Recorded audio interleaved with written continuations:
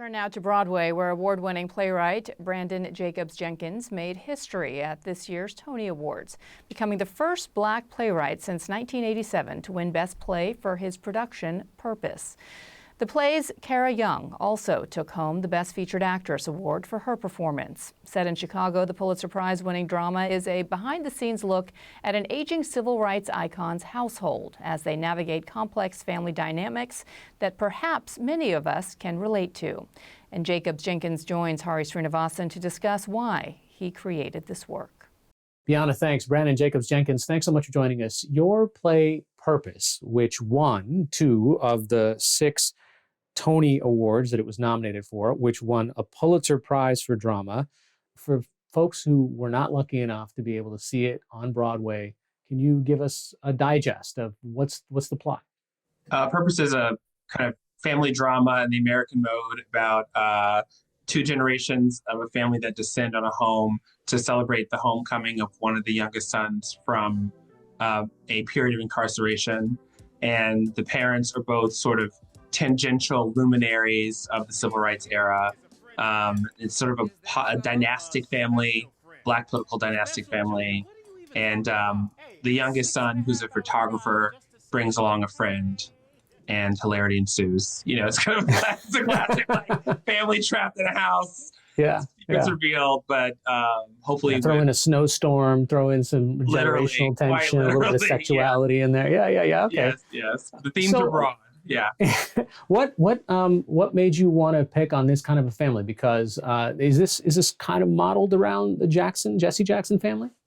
Well, it's, I was very interested in writing a play about kind of a Black political dynasty, and there aren't that many. And there's a few models that I drew from. I think that the Jacksons seem to be the most legible to people. But I was really curious about thinking through the legacies of that era, really thinking through the way that the kind of politics and the kind of ideological, in some ways, and cultural warfare actually comes at a cost, and that cost often happens in the family space or the family unit. I was interested in thinking through sort of the scars and legacies of the mid-20th century as it affected an entire generation of Americans and how that might have trickled down to their kids. Really just trying to explore the kind of intergenerational effects of American political life. What is it that people are finding, connecting to? Why is that American family such a kind of interesting vehicle to tell all these other stories? Yeah, I mean, I've been hearing a lot of amazing audience members tell me about how they saw themselves in the family, that ultimately, I think family dramas are like the American pastime after baseball. And, we love to talk about our families. We love hearing gossip about other families. We make TV shows about families. But I think it does kind of operate in that world as well, while also kind of touching on these more unique subjects. I also think that it's, I wrote this play with the Steppenwolf Theater Company, which is the world's premier acting ensemble based in Chicago. And they're just giving like a set of killer performances. 5 of our 6 actors were nominated for Tony Awards. 1 of them won. It's really like a feast if you're into like seeing some incredible actors go at each other. It's really spectacular. Yeah. As I was sitting in the theater, it was interesting to me because you kind of felt like you were a fly on the wall watching. You always were kind of like looking in the window, but you could hear in great detail all the stuff that was happening at this dinner table where there's a really kind of feisty scene. What is it that you want to expose in these conversations, in these spaces where people are speaking in a way that they don't think anybody's listening?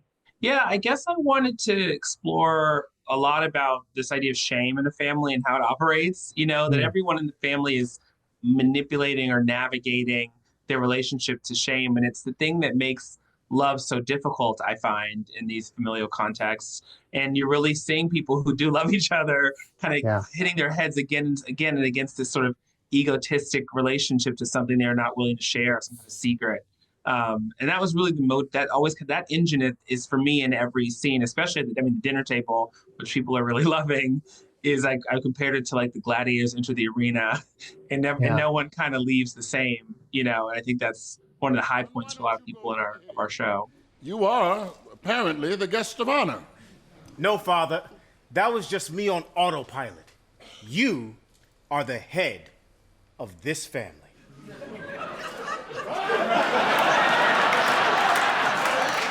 Buckle up. Okay, so let's take a look at some of these characters one by one. You've got Harry Lennox. For the mainstream audience, they might remember his face from a very big TV show called Blacklist, right? But he's actually a gifted actor on stage, if they've never seen him.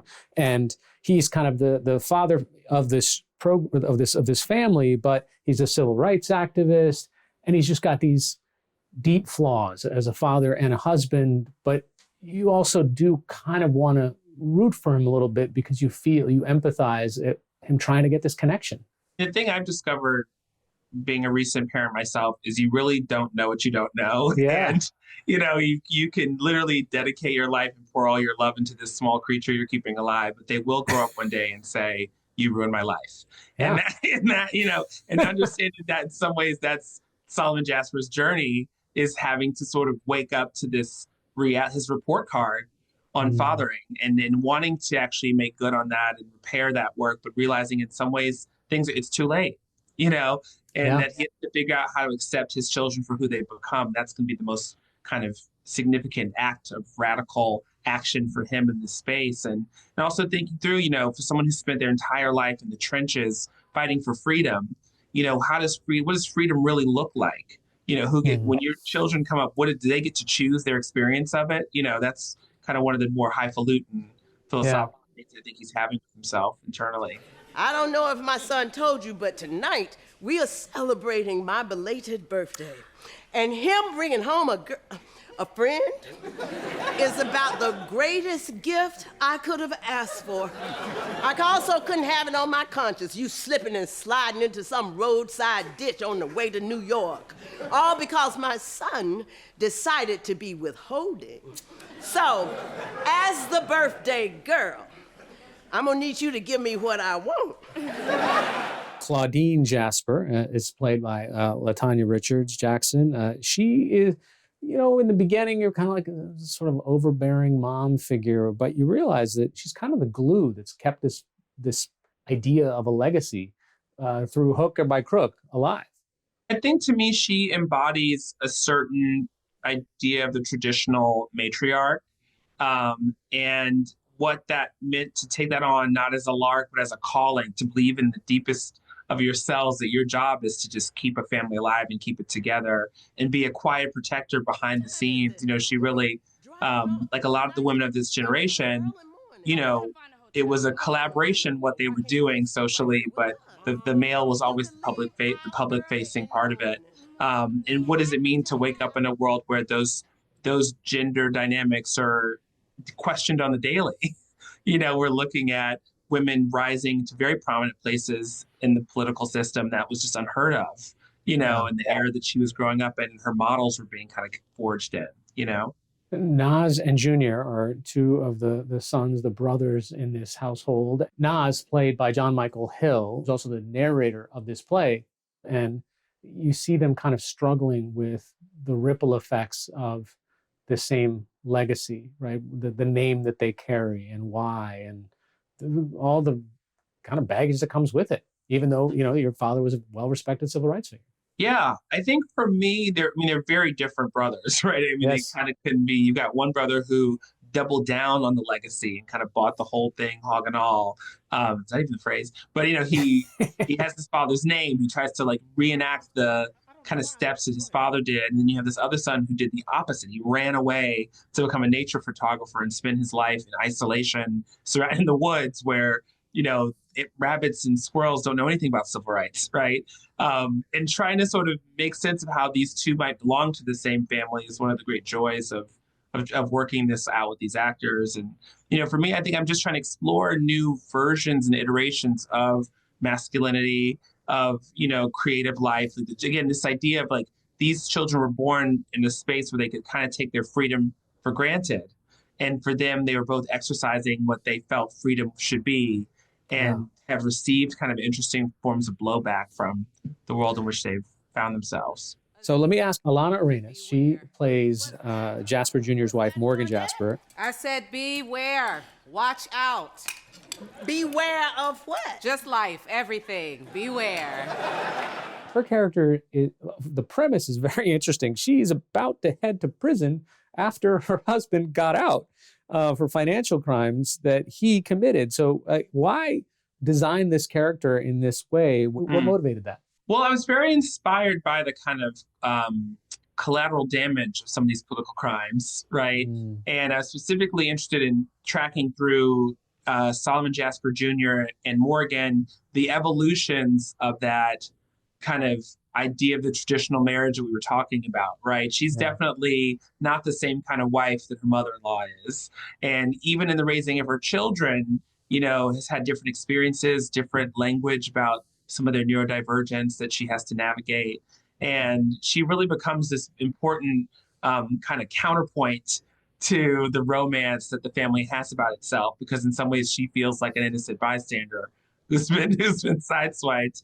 And she comes from a different background, right? In some ways, she grew up in thrall of that family's mythology. You know, she was the people, she says, like, you know, we were the people you guys were marching for. And I get here and you all feel like criminals. You know, that's it's a different kind of experience of how those images of that era ultimately became politics itself, you know, its own kind of bag of tricks. Yeah. You said your daddy was some sort of reverend, but not like this kind of reverend. Not like I organize marches reverend. Not like I used to kick it with Rosa Parks reverend. Not like an MLK shrine in the living room reverend. Didn't his son go to jail? Wait, that's your brother. Kara Young, who plays she's the actress who won the Tony for Best Featured Actress in a Play, and her character's named Aziza Houston. What is the purpose of having her here? I mean, is she kind of the audience, the observer, the outsider coming in? I mean, why did you write her in the way you did? My teacher, the great Marsha Norman, she used to say there's only two kinds of plays. Either it's characters going on a journey or a stranger comes to town. And she's definitely the stranger who comes to town. You know, I think for me, I was interested in bringing someone on stage who might embody a different idea or a more contemporary idea of what we think of as like Black political action in life and that calling. She kind of speaks very vividly about this. She's also an East Coast sort of northern-born idea of Black life that's sort of showing up to be in contrast to this kind of southern-origined Chicago, Midwest, traditional church-bound space. And, you know, she really does become a catalyst for a lot of self-reflection for a lot of folks, you know, but most importantly is her connection to Naz, who is, I mean, this isn't spoiling anything, but she's asked Naz to father or sire her child that she wants to carry, which of course is what creates a lot of interesting political and emotional tension inside the family. I wonder, this play, it looks at so many different, really kind of personal, heavy issues, but what I was kind of surprised by was the amount of laughter in the audience. I don't know if you intentionally were trying to plan these kind of comedic lines, or maybe in the previews, or I don't know where, you just said, okay, that actually worked. I didn't expect that to be a funny line. I thought this was the way I wrote it, the intention was different. Or did the actors bring something that made that funnier?